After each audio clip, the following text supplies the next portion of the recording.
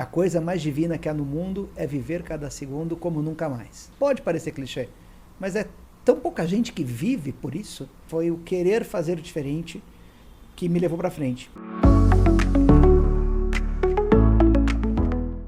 Olá, seja muito bem-vindo a mais um episódio do podcast Empreendedor Estoico, um podcast onde a gente traz histórias de superação de líderes, empreendedores, empresários, gestores e em diversos setores para que você possa se inspirar com essas histórias de superação.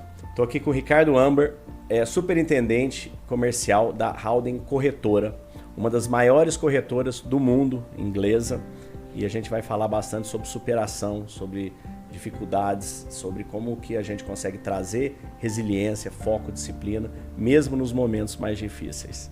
Ricardo, uma honra estar aqui com você. Obrigado pelo convite.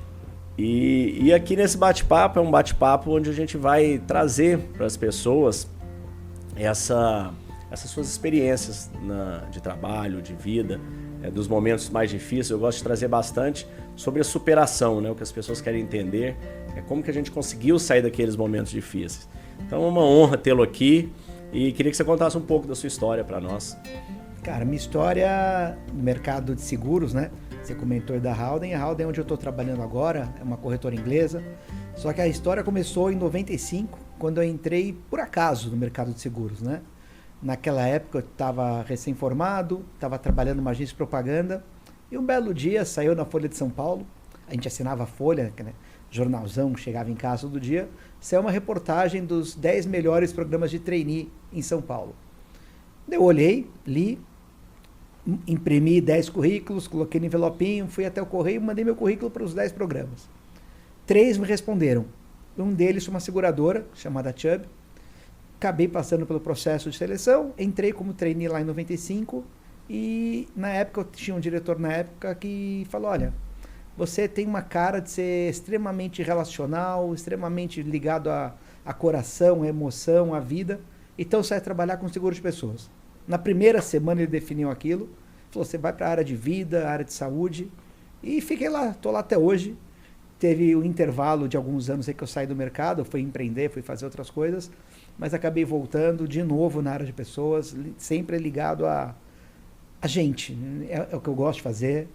Então é uma carreira toda construída em cuidar, em estar perto, em estar próximo, em trazer algum tipo de conforto, porque o seguro é para isso, né? Na hora que você tem uma necessidade, o seguro está lá para cumprir com a sua demanda. Você perdeu alguém, você está doente, ninguém usa seguro porque quer. Então acabou virando uma carreira voltada para isso. Bacana, muito legal. Eu acho muito legal esse tema, a gente trazendo seguro, né? Plano de saúde, todas essas frentes aí. Porque hoje nós temos uma questão muito importante no mundo, acho que nós estamos vivendo uma das maiores pandemias do planeta, que é a questão relacionada à saúde mental. E hoje eu tenho dedicado minha vida aí a ajudar as pessoas a terem equilíbrio emocional e saúde mental em momentos de crise, né? Sim, importante. Então eu passei por algumas questões da minha vida muito difíceis, tanto de empreendedorismo, quanto em 2021 eu peguei Covid. E ali eu fiquei uma semana na UTI com 90% do meu pulmão tomado, muito próximo de ser entubado. Ali eu não sabia se eu tinha minutos ou horas ali, né? E quando eu volto dessa experiência, ali, imagina, você vê que tinha 22 leitos, 21 entubados, só eu que não. Você fala, cara, em qualquer momento eu vou, né? A gente sabe que no seguro, no final do dia, em algum momento você vai acertar. Sim. Infelizmente, né? Faz parte. E como que você hoje, nessa indústria do seguro, como que você tem percebido que ela tem tratado essas questões da saúde mental? Então, isso é uma questão que desenvolveu muito nos últimos anos, né? Hoje, por exemplo, as terapias todas têm cobertura no seguro, não existe limite de utilização. Antigamente existia 10 sessões, 20 sessões, tinha que ter autorizações de X pessoas. Hoje em dia as terapias são cobertas. E a questão do bem-estar, do well-being, como a gente chama na nossa matriz, tem programas diretos, específicos para isso. Porque percebeu, demorou, mas o pessoal percebeu que o que acontece aqui em cima afeta todo o resto. Então o pessoal percebeu que as pessoas têm que estar bem emocionalmente, têm que ter um equilíbrio, senão elas não funcionam no seu melhor.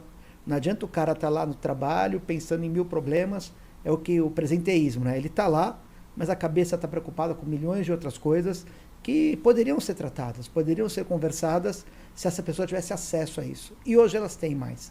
As empresas têm essa preocupação, A gente trabalha muito com RH, a gente trabalha muito com médicos de família, médicos da empresa que estão tratando aquela base. E hoje os RH, sempre quando a gente vai fazer uma cotação de seguro-saúde, quando vai trocar um plano, vai fazer uma consultoria para ver o que está acontecendo, esse inevitavelmente é um tema que sai. Como funciona essa questão de cuidado, como funciona essa questão de olhar para a pessoa, colocar as pessoas em primeiro lugar. Custo é importante, resultado da pólice é importante, reajustes é importante. Óbvio que sim, dinheiro, o seguro não é grátis, tem que pagar, tem que dar resultado. Mas uma variável importantíssima que não era vista agora que são as pessoas, é o usuário final. Bacana, muito legal. Você trouxe um tema interessante do presenteísmo. Eu busquei uma pesquisa recente de Harvard, que ela nos aponta que 31% da nossa folha, praticamente um terço, né, é jogado no lixo todos os meses por questões relacionadas à saúde mental. Então. E ali ela traz 4 grandes agressores, né? O primeiro é o presenteísmo, né? No inglês é o silent quitting, ou seja, a pessoa está ali e ela não está. Ela está ali, mas não está fazendo nada. Depois o absenteísmo, ela já está afastada. Nós temos no Brasil um número de 32% dos trabalhadores estão com burnout. Depois a gente tem os custos de seguro-saúde. E depois a gente tem o custo de turnover, né? Que é altíssimo. Porque as pessoas vão lá, fica 6 meses, você treina, na hora que ela vai começar a engajar, ela sai. E eu fui mergulhar bastante nisso, né? Depois que eu comecei a levar o treinamento da calma da mente, falei, né? Como é que a gente consegue sair disso aí? E eu fui mergulhar na neurociência. Eu fui mergulhar na neurociência para entender como que isso funcionava. Porque eu já tinha um método, eu já tinha as 7 lentes da transformação, que a gente começou a falar nela, que foi o que me ajudou a sair. A gente mistura técnica de meditação, reprogramação mental, filosofia, para a gente conseguir reconectar a nossa mente. E olha que interessante, quando eu fui mergulhar dentro desse conceito, eu descobri que o nosso cérebro tem 2 grandes estados de presença. Igual um país, ou um país está em guerra, ou um país está em paz. Sim. Se o país está em guerra, a gente tem o general que cuida dele. Se o país está em paz, a gente tem o presidente. O nosso cérebro é igual. Quem que cuida do estado de guerra? Se chama amígdala, é o nosso general aqui. Eu gosto de dizer que não é essa aqui, tem gente falando, tirei minha amígdala. Não se preocupe. E nós temos o córtex frontal que cuida do estado de paz.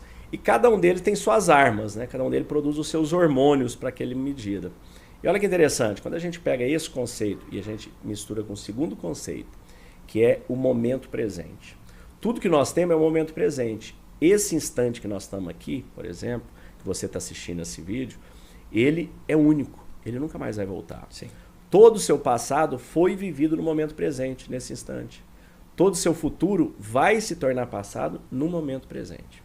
No entanto, nossa mente, nosso cérebro, para ela nos manter seguros, né?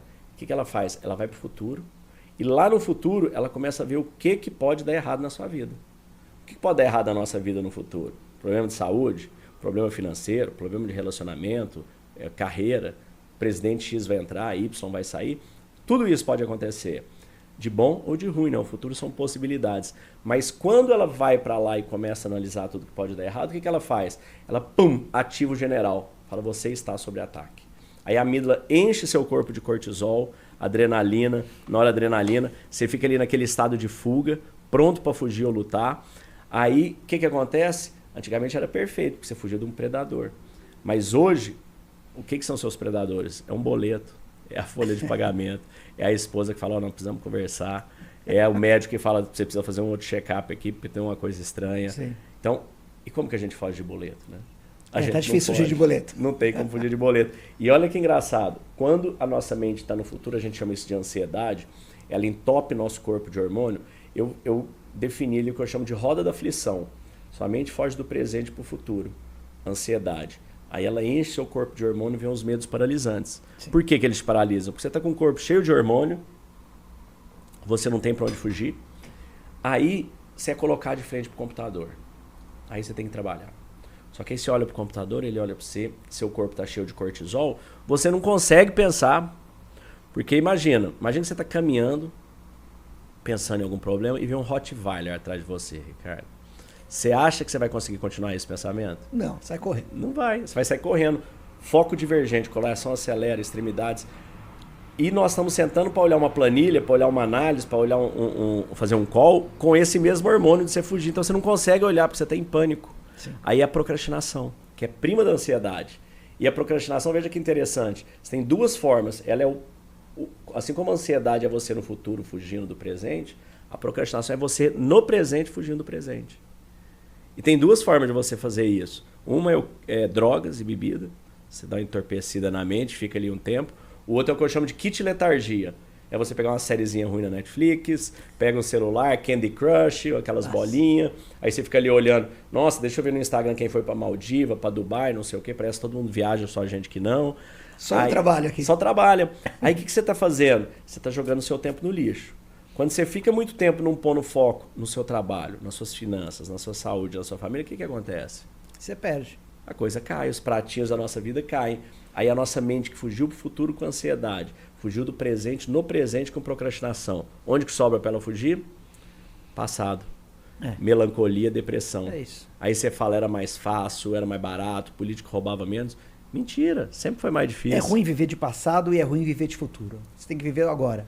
E tem uma frase que é do Vinícius de Moraes, que eu levo aquilo para mim gravada, não é nem no peito, é gravada dentro, que é: a coisa mais divina que há no mundo é viver cada segundo como nunca mais. Linda essa frase. Na verdade é um verso dentro de uma música, de um samba. Né?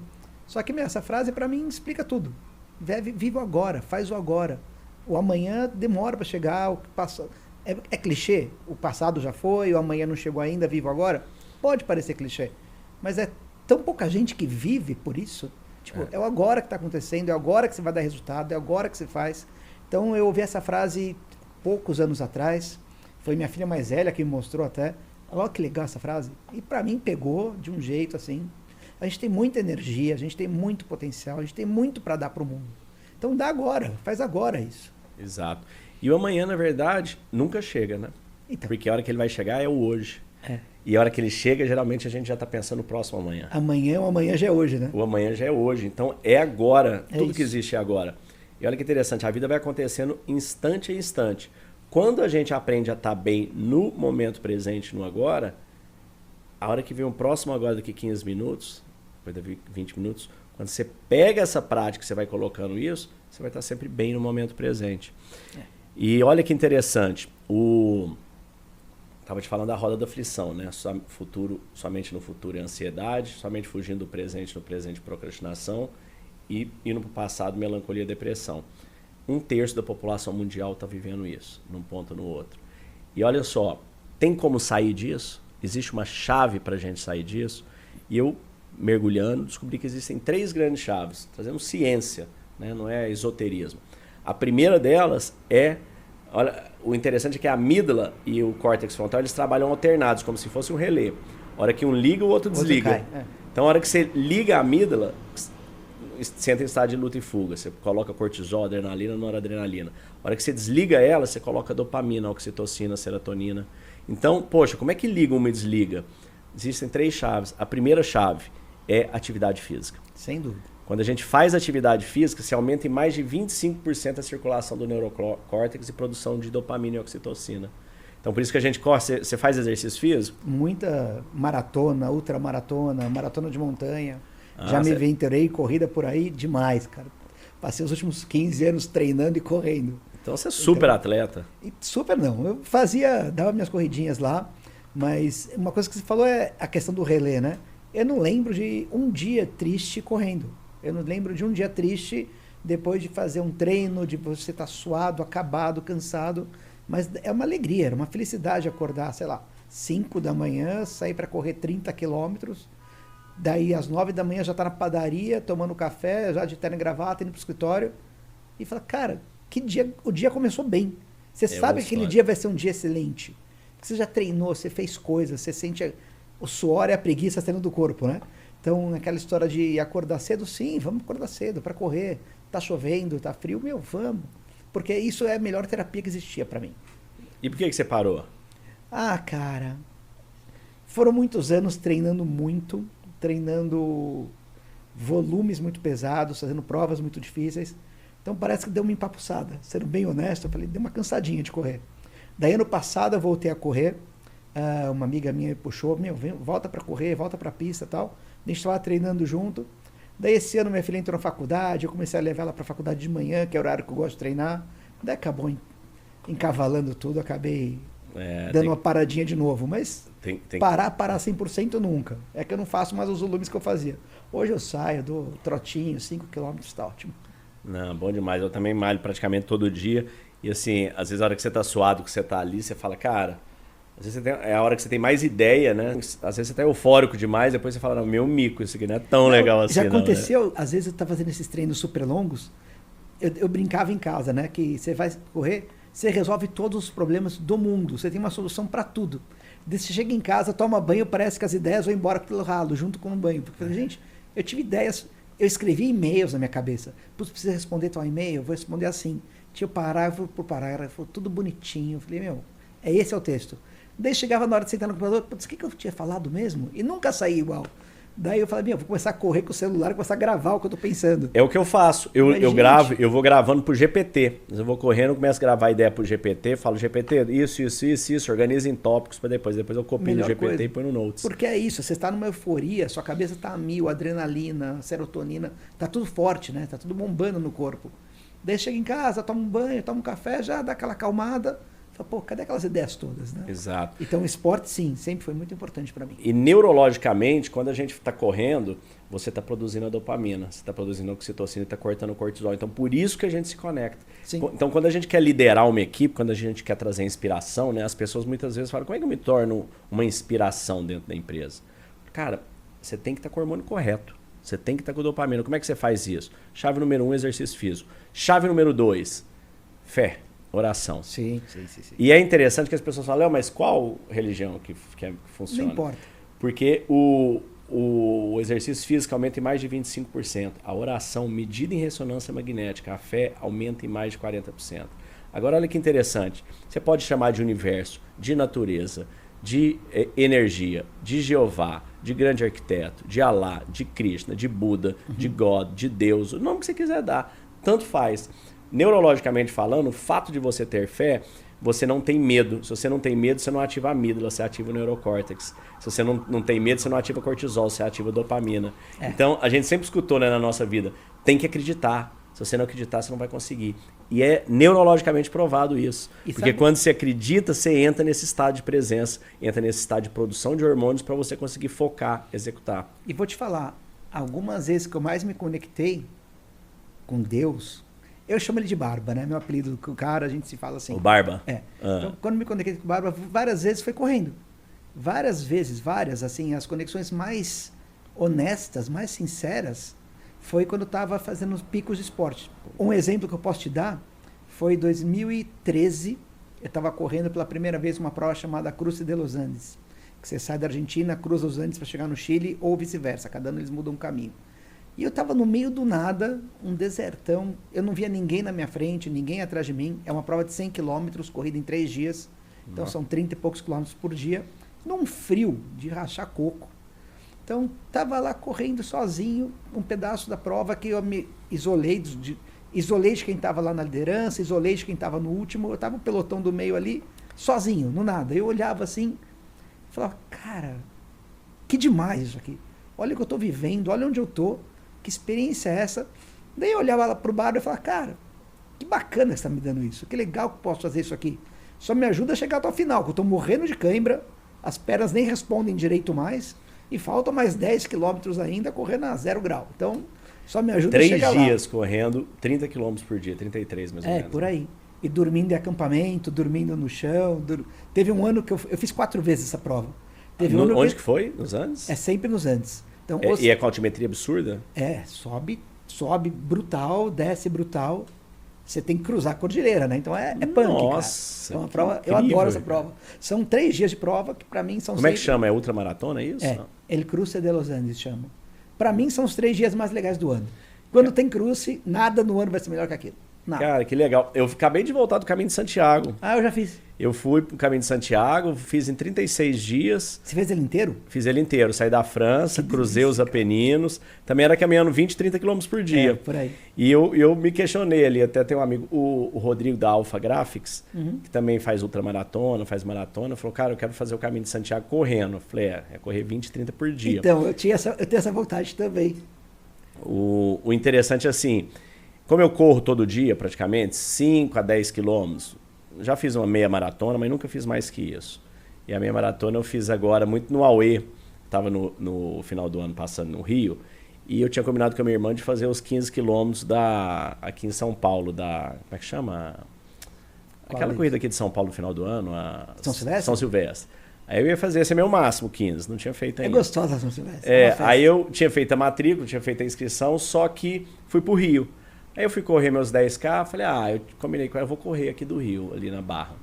Aí a hora que deu os 15, eu falei, cara, mais 6 quilômetros eu já arrisco a meia, vou fazer. Aí eu fui mais os 6, corri, e aí eu falei, cara, pra mim fazer Santiago vai ser muito tranquilo, porque andar 20 quilômetros, 30, eu ando, não vou sentir nada. Mas quando você vai consecutivamente, um dia, 2, 5, 10, 15, 25, a perna, você não tem tempo de recuperar, né? É muito impressionante. Mas foi a viagem mais maravilhosa que eu já fiz. Então, eu não fiz o caminho inteiro, eu fiz 235 quilômetros. Saiu de onde? De Fontsebadono, lá na Espanha. De Fontsebadono. Passei por lá, Eu só saí de lá porque eu queria passar pela Cruz de Ferro. Era um ponto que meu irmão tinha comentado. A Cruz do Perdão. Eu não sei se chama Cruz do Perdão. Aquela lá em cima, aquela cruz de aço, lá de ferro, que tem as pedras, tudo. Isso, a Cruz do Perdão, Então, meu irmão tinha feito de bicicleta o caminho já uma vez. Daí ele tinha comentado, na época tinha me marcado a Cruz de Ferro. Eu falei, eu quero largar da Cruz de Ferro. Então, nossa largada vai ser lá. Então, a gente chegou de carro, foi de carro até lá. Absurda lá essa cruz, absurda. E é muito legal porque, assim, eu fiz com minha mulher, né? Então, a gente tinha uma imagem de ter muita fé no caminho, de ter muita coisa meio surreal, e a gente percebeu lá que não. A gente achou muito mais bares do que igreja, muito mais restaurante, balada do que coisas de fé. Daí a gente percebeu que não é o caminho que te dá isso, é você que vai procurar o que você quer achar lá. Então, pessoal, muita gente mandava mensagens, bom caminho, que você encontre o que você está procurando. Falei, gente, estou procurando Wi-Fi para falar com minhas filhas. Então, me deixa andar. Tanto que a gente largava junto, a gente saía do hotel de manhã juntos, e várias vezes a gente se perdia no caminho. Eu andava mais rápido que ela parava para fazer uma oração em algum lugar, eu não parava. E então, eu chegava primeiro que ela nos lugares, ou às vezes ela chegava primeiro. A gente fazia o nosso caminho, mesmo estando juntos, mesmo lá, que era uma viagem que a gente combinou em 15 dias. A gente estava vendo um filme na TV, tal, que aparecia uma coisa de trilha, de caminhada. Daí, vamos pro caminho? Vamos. Então, em 15 dias, passagens, hotel, roteiro, a gente nunca tinha parado para falar disso.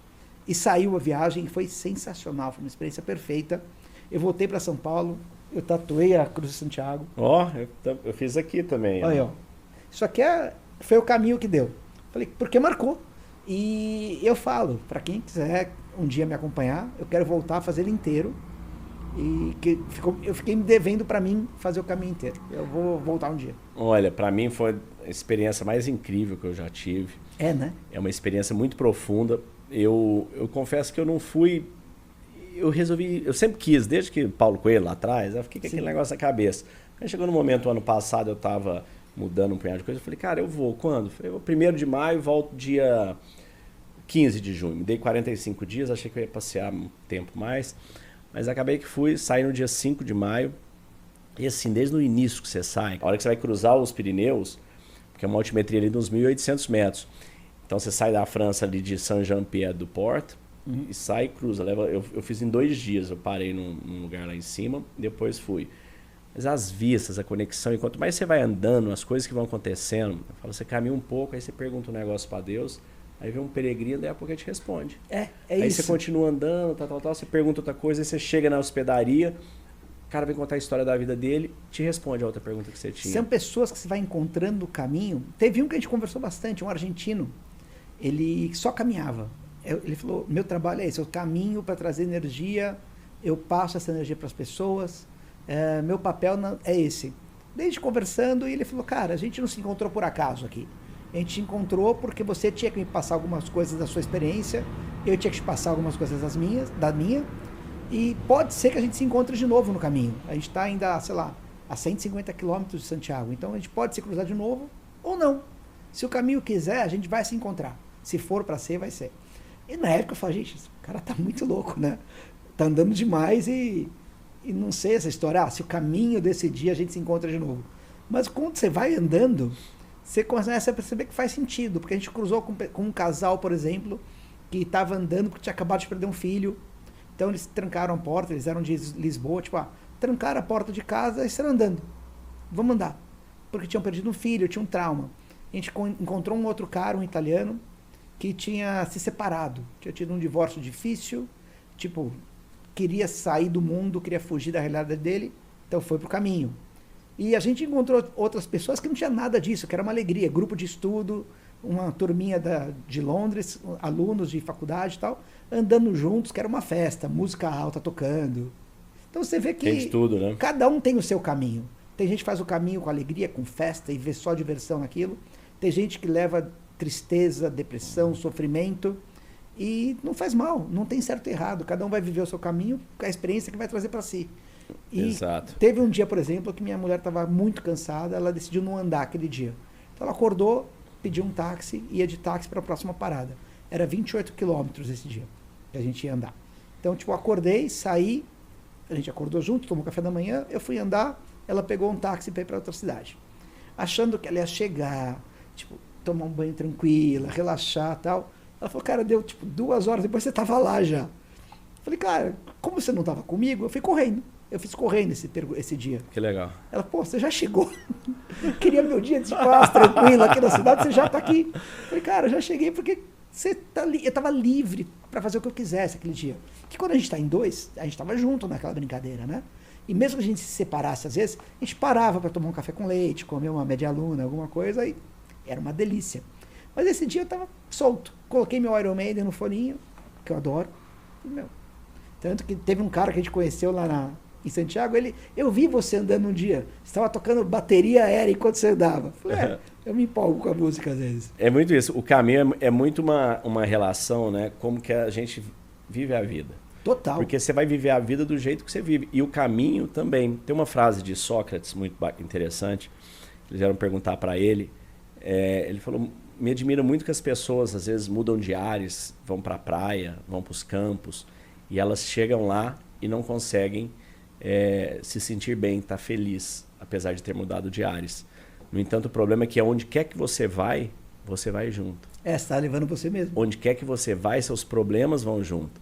Então não adianta nada você mudar de ares se você não mudar de mente, se você não mudar de alma. Você vai chegar, as pessoas passam o tempo delas trabalhando, pensando nas férias. Aí depois elas tiram férias e ficam pensando no trabalho. Pois é. Aí você está com uma pessoa almoçando, você está pensando na tarde. A hora que você está na tarde, você está pensando no almoço.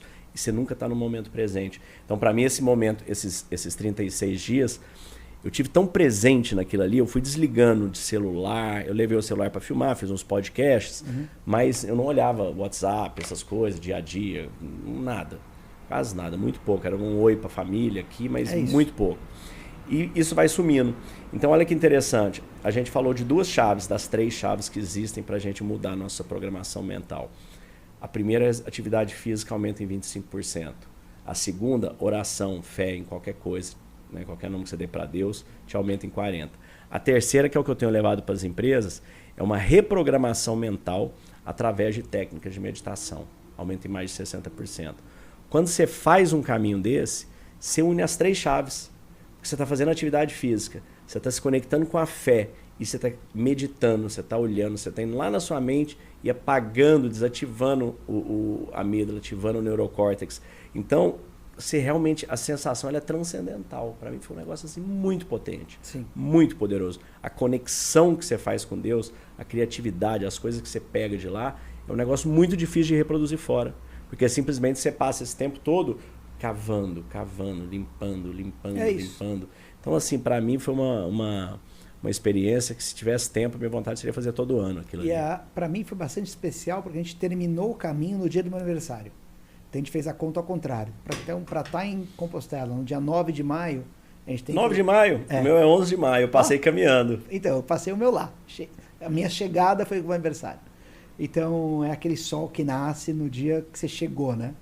E a gente fez a conta ao contrário, então a gente tem que largar dia 30 de abril, tal, 10 dias, beleza. Então foi uma descoberta que a gente teve, que a gente foi lá buscando espiritualidade, buscando não sei o quê, não encontramos nada no caminho, encontramos dentro da gente.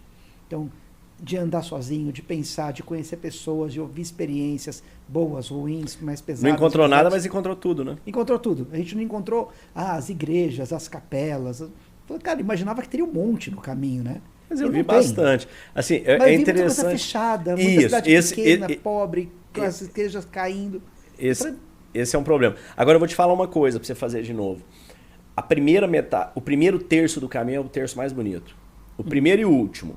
O meio do caminho ali onde Lyon e na parte de Lyon é mais árido, ele é mais não é tão legal. É legal também, mas o início ali você cruzando os Pirineus, os primeiros 300 quilômetros é maravilhoso.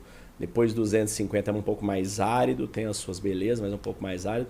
Depois a hora que entra na Galícia de novo é maravilhoso. Então, para mim, essa parte do caminho ali...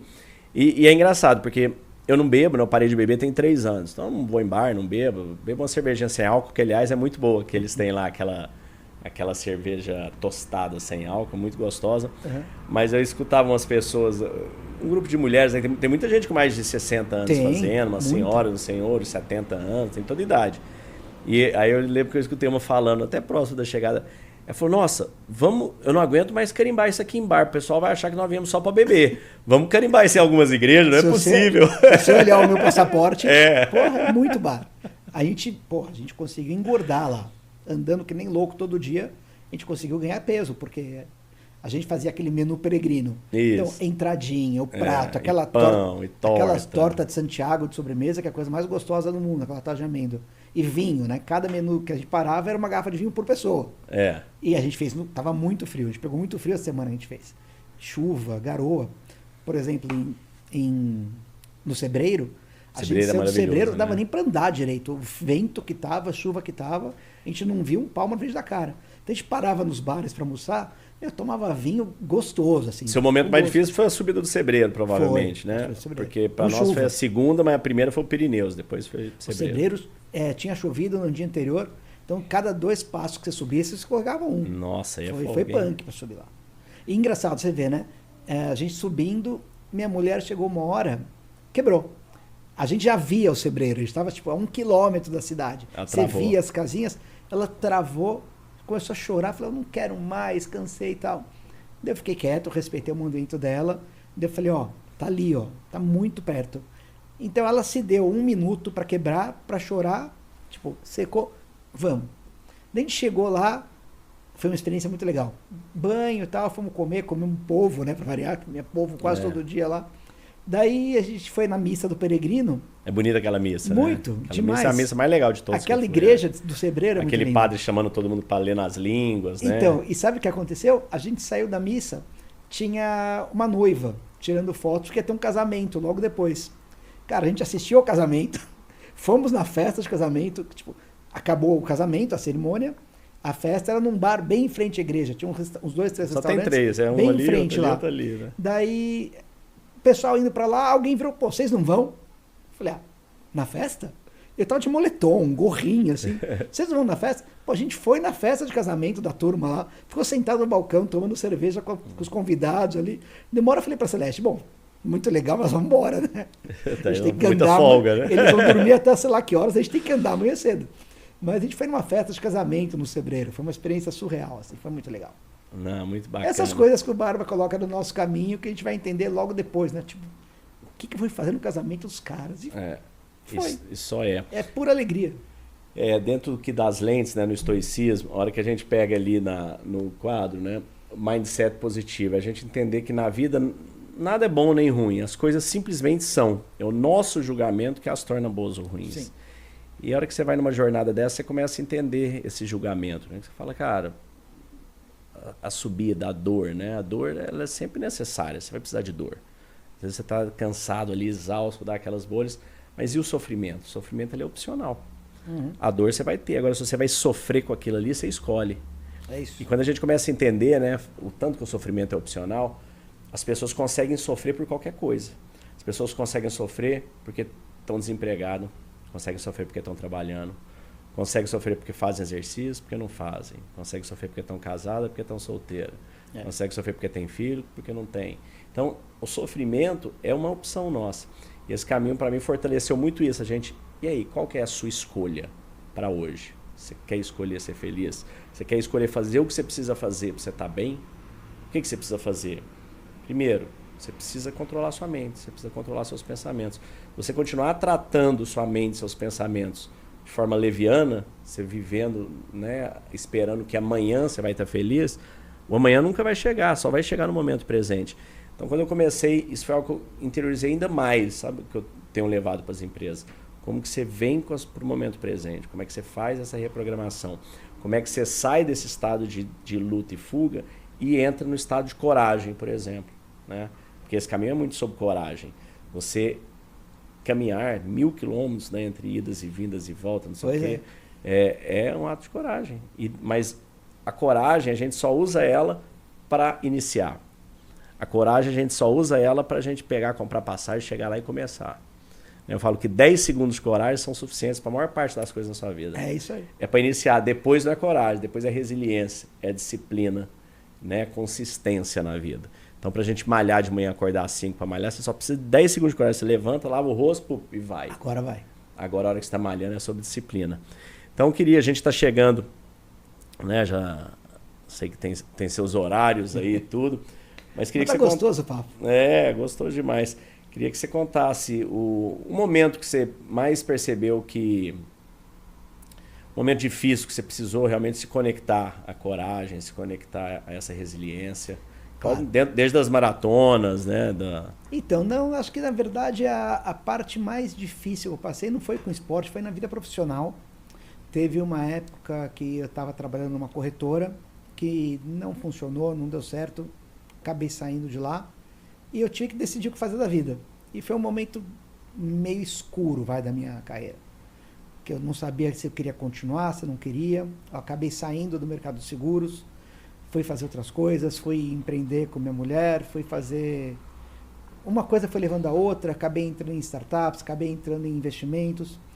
Então foi uma época que foi a persistência, foi o querer fazer diferente que me levou para frente. Porque era muito fácil ser afundado naquela época. Tipo, eu vinha de uma carreira de muito sucesso, uma carreira que sempre foi para cima e de repente parou. Falei, porra, cadê aquele cara que sempre foi destaque, que sempre ganhou os prêmios, que sempre foi um comercial de sucesso? O que aconteceu? Em que momento a chave virou e o quarto ficou escuro? E eu demorei para entender esse momento. Daí a hora que você vira a chave e fala, não é isso que é minha vida, eu não sou definido pela minha carreira, não sou definido por onde eu trabalho, pelo meu cargo, não é isso que me faz ser o Ricardo Âmbar. Então foi uma chave que eu virei e falei, vamos olhar para o mundo de outro jeito. É o que você comentou agora há pouco. Dor tem, sofrimento tem. Agora, o quanto você deixa isso te impactar é o que fazia a diferença. E eu estava deixando mais do que devia. Daí naquele momento eu virei a chave e as coisas começaram aos poucos a voltar ao caminho que tinha que tomar, retomar a carreira, retomar a alegria, retomar a felicidade. E não tinha nada a ver com dinheiro, não tinha nada a ver com cargo, não tinha nada a ver onde eu estava. Eu comecei a escrever livros infantis, escrevi crônicas, tinha uma companhia de teatro com uma sócia que foi alguns anos de muita alegria, sem ganhar nenhum dinheiro, zero, eu torrei minhas economias todas, mas foi uma época muito gostosa da minha vida, e voltar para seguros, voltei num lugar excepcional, com muita gente bacana do meu lado, então assim, foi uma mudança de ponto de vista, estava num momento muito escuro, estava num momento que eu não sabia o que poderia acontecer, tipo, beirando ali uma depressão, talvez. Graças a Deus não aconteceu, mas se tivesse deixado escorregar um pouquinho, caía lá. E com muito apoio, né? Eu sempre tive muito apoio. Minha mulher, minhas filhas, meus irmãos, meus pais. Eu acho que a família é muito importante nesse momento também, né? A gente lá em casa é muito família. A gente está sempre muito junto, sempre que dá. A família da minha mulher é da Argentina. Então a gente se vê pouco, 1, 2, quando muito 3 vezes ao ano, mas cada vez que está junto é muito intenso, é muito próximo. Então é isso que ajuda, isso leva a gente um pouquinho mais para cima também. Então teve momentos duros, mas deu tudo certo. Muito bom. Você que toca uma área comercial importante, né, de uma corretora multinacional inglesa, eu vi um estudo recente que mostra que a gente consegue aumentar em mais de 37% a nossa conversão de vendas do nosso time, sem contratar vendedor, sem colocar um CRM novo, sem dar um treinamento novo de spin selling ou de qualquer coisa técnica, simplesmente tratando a questão relacionada à saúde mental, né, que a gente iniciou o tema dentro disso. Qual que é a sua percepção sobre esse tipo de trabalho? Cara, eu não sei o percentual, mas com certeza eu concordo com a percepção de quanto melhores as pessoas estão consigo mesmas, melhores elas vão estar com o seu ambiente, com o seu trabalho, com suas amizades, com seus relacionamentos. Então, claro, a gente tem que saber respeitar o momento de cada um, saber que às vezes nem todo mundo está na mesma vibe que você, que todo mundo pode ter um problema ou outro diferente dos seus, mas se você ajudar essas pessoas a agirem da melhor forma, a encararem esses problemas, a entender que problemas todo mundo tem, como você reage a eles que muda seu jeito de seguir adiante, isso vai refletir, ele vai trazer mais produtividade, vai trazer mais apoio a quem está ao lado, porque às vezes você é importante não só para você, mas as pessoas contam com você. Sim. Você tem que poder se doar também. E você não pode se doar para outros se você não está bem consigo mesmo. Então, se você consegue trazer isso para dentro, concordo muito que a produtividade vai aumentar. Eu gosto de dizer que a gente, né, se pensar de 0 a 100, sua capacidade produtiva máxima, né, quando você está naquele dia bom, é 100%. Né? Você produz 100 unidades produtivas. No dia que você está mal, às vezes você produz, sei lá, 10%, 5%. Às vezes não produz nada, né? Você é melhor nem ir trabalhar de tão ruim que você está. E o nosso time, né? Quando você está mal, você acha que seu time está pior ou melhor do que você está? É uma boa pergunta. Eu acho que quando eu estou mal, eu vou encarar tudo de uma maneira negativa. E o time, às vezes, ele está se inspirando em você. Ele tem menos condições, muitas vezes, né? Tem menos capacidade em várias questões. Falo, uma festa ela é tão boa quanto o ânimo do anfitrião. Sem dúvida. E nós somos anfitriões do nosso departamento, nós somos anfitriões da nossa empresa. Então é nossa responsabilidade como líder levar hoje, né, essa saúde mental. E hoje em dia os estudos, as práticas, elas são tão claras, são tão objetivas. E eu tenho tido muito prazer, muita felicidade de poder levar isso para as pessoas. Que a gente passa a maior parte do nosso tempo muito focado no que a gente tem que fazer, no que a gente tem que ter, né? É só quero ter isso, quero fazer aquilo. Mas e o que você é? E os seus valores? Porque enquanto você não se reconectar com eles, entender o que é que importa, você dificilmente vai conseguir ter uma estabilidade, ter uma felicidade permanente. Porque a hora que você conquista alguma coisa, né, a felicidade ela tem 3 grandes níveis. O primeiro é o nível da felicidade da experiência. Então, quando você compra um carro, uma joia, uma casa, uma roupa, uma viagem, um restaurante, qualquer coisa que te gere experiência, ela te gera essa dopamina e oxitocina. Só que é uma dopamina barata ali. Ela vai e volta, né? Aquele carro dos sonhos, a hora que você tem ele é só mais um carro depois de um tempo. Querer é mais importante do que ter, né? Então a hora que você vai, você fica vivendo nesse raso, correndo atrás de sensações. Depois a gente tem um segundo nível, que é o nível do seu crescimento. Então quando você começa a entender que, à medida que você forma na faculdade, ganha um prêmio, ganha um campeonato, se casa, tem filho, vende uma empresa, compra outra, tem uma promoção, qualquer coisa que te eleva como ser, você também sente felicidade. Mas ela também é impermanente. Porque o que você ficou feliz quando você formou na faculdade, 20, 30, 40 anos atrás, eu nem lembro disso. Aí nós temos o terceiro, que é quando a gente entende que a nossa vida não é sobre nós, é sobre as pessoas que a gente toca. E que todos nós temos um servir na vida, temos um propósito. A gente nasce para servir o próximo. Isso. Só que as pessoas falam, eu não quero servir ninguém, só sirvo porque eu quero ganhar meu salário. Então, todas as empresas que existem no planeta existem para servir alguém de um produto ou serviço. E quando você entende esse propósito, você faz isso com amor, com coração, você vai ver que dinheiro e sucesso é uma consequência. Quando você faz isso por obrigação, você não vai nem conseguir ser bom no que você faz. Sim. Você não vai conseguir ter persistência naquilo ali. Então você pegar o cara mais rico do mundo, Elon Musk, Bill Gates, qualquer um, o cara serve os fornecedores, serve os clientes, serve os investidores, serve o governo, serve a família, todo mundo serve. Então eu falo muito para as pessoas, entenda qual que é o seu servir e faça isso de coração. Se dá, porque da mesma forma que uma gota do oceano é o oceano, você como uma parte da sua empresa é a sua empresa. Então se conecte a isso. Então quando a gente traz isso, é um shift muito grande dentro da empresa. É um shift muito grande da pessoa falar, vamos lá, dentro do estoicismo nós temos 4 grandes valores principais, né?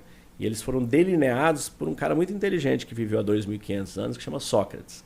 Você tem a justiça, a coragem, a sabedoria e a temperança, né? Que é o equilíbrio das coisas. Essas 4 são os building blocks de qualquer valor. Então, por exemplo, quais são os principais valores lá da companhia? São quatro pilares que eu acho demais, eu gosto demais deles. Um é o People First, as pessoas em primeiro lugar. O outro é o Collective Power, a força coletiva. O terceiro é o Power for Good, é a força para o bem.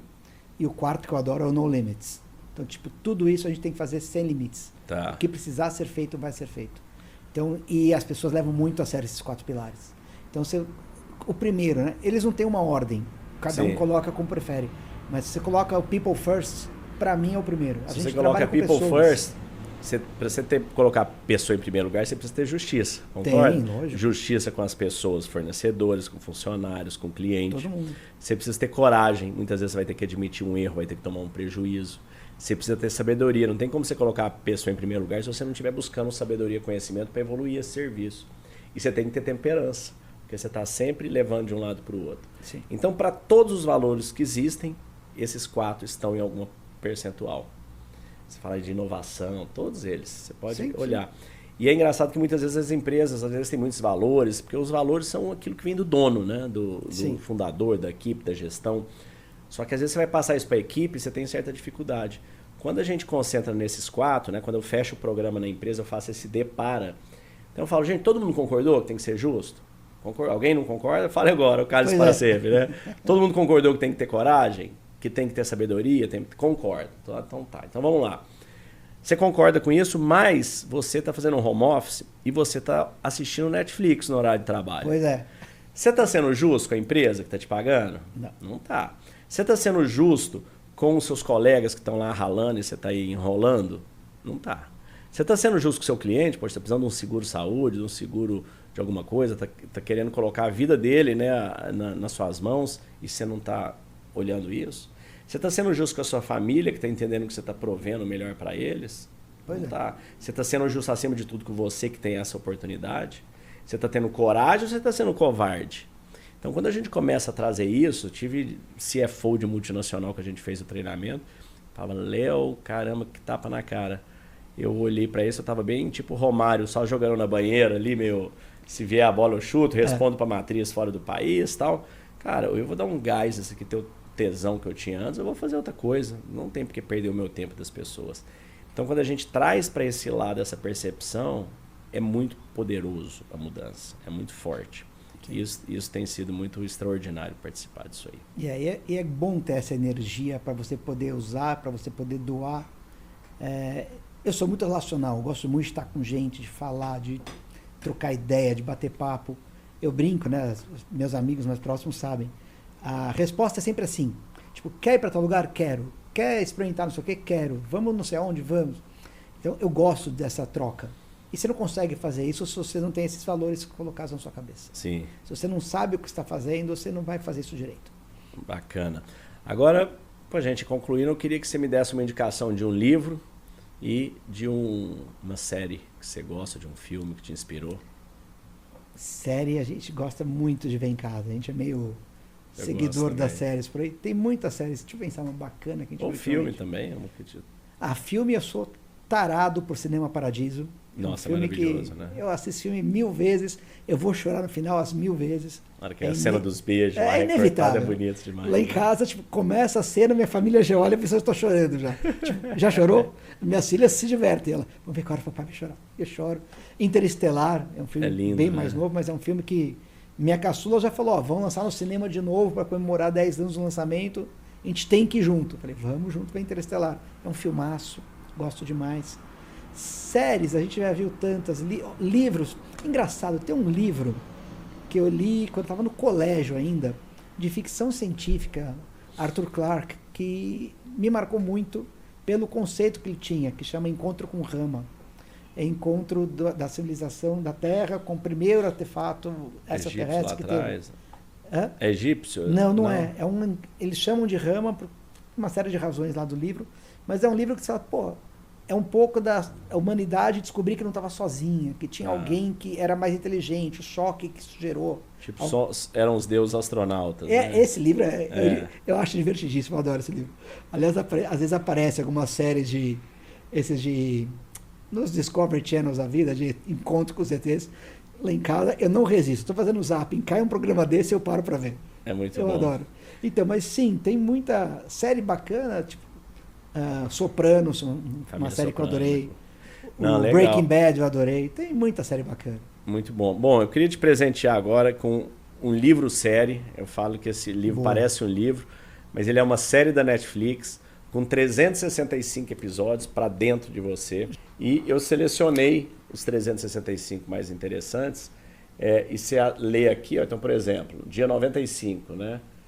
Você é a pessoa mais perigosa que existe na sua vida e a mais abençoada, que vai sempre depender de qual das duas você alimenta para definir o resultado da vida, né? Então é sobre o lobo dentro de nós que a gente alimenta. Sim. E você bate um QR Code e eu levo para aquela reflexão interna ali. Bacana. Então, aqui Muito para obrigado. você.